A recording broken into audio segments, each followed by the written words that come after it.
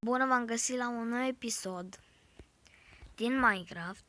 Astăzi vom vedea doar un etaj și exteriorul la casa pe care am făcut-o eu off camera. Vă arăt doar așa o părticică acum. Hai să trecem la exterior. Cam așa arată din față, cu alea, cu acoperișul care aparent nu e terminat. Revin cu acoperișul. Gata. Da, așa arată acoperișul, am și un balconel.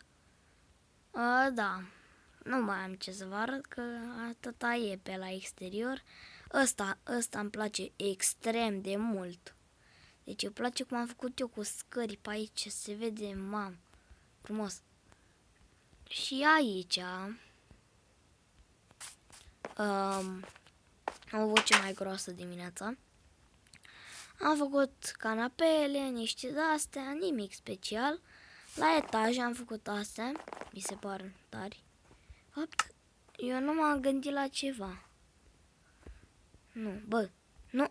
Apăs pe alea și nu mi le selectează. Uite așa.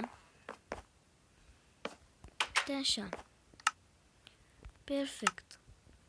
Bun, iar acum... Da, cam ăsta e primul etaj.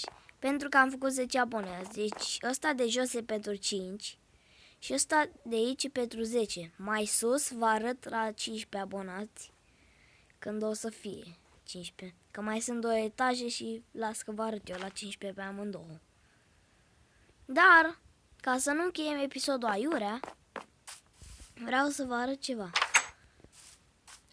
Eu, de fapt, n-am mai făcut nimic off camera. M-am bazat numai pe casa asta, care a durat vreo 8 ore de jucat în continuu. M-am mai bazat pe nimic, pentru că n-am mai făcut nimic ca un leneș. Dar chiar n-am mai făcut nimic, adică...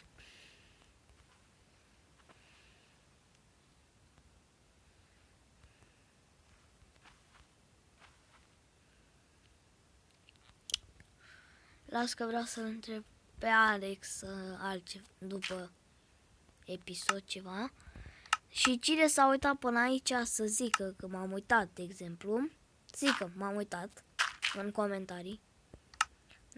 Dacă se mai uită cineva măcar. Adică... Da, eu o să mai fac căsuțe off camera, mai vi le arăt, mai construiesc pe video. Fapt, cred că o să construiesc acum o căsuță. Nu-i fac acum interiorul, asta. Cum era? Asta. Sper că n-am uitat nimic. De fapt, știu sigur că am uitat. Pentru că... Da, să mă asigur dacă filmez. Pentru că... aici am folosit extrem de multe materiale și nu știu la ce. Cred că la interior. Cred că n-am luat nimic pe minus. Hai să văd. Deci, o să fac, uite așa. Uite așa, să fac asta așa. Cam cum construiesc eu căsuțele. Eu sunt genul ăla de persoană foarte creativă. Adică îmi vin multe idei. Deja mă gândesc să fac altă construcție, cum ar fi un magazin. Sau altceva.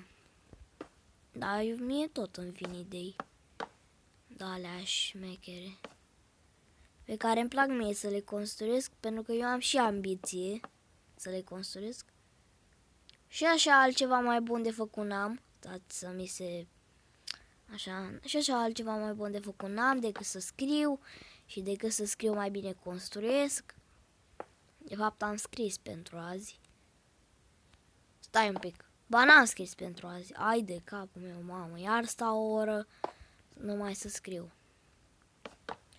Doamna, știi că nu-mi place. Nu, doamna, știi că nu-mi place când îmi dai o pagină întreagă care trebuie să transcriu fiecare cuvânt.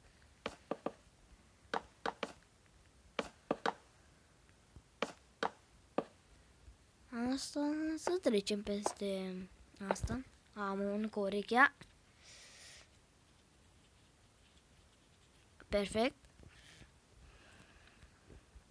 Să dați voi sonorul mai tare, că eu nu pot să țin. Da, nu pot să țip, vreau să zic. Bine, de fapt sunt singur acasă. Bă, de ce am făcut? De fapt pot să țip, pentru că sunt singur acasă, dar nu vreau. Da, las că mă ocup eu off-camera, cam asta am vrut să vă arăt. Și, na, la revedere, tați, la revedere.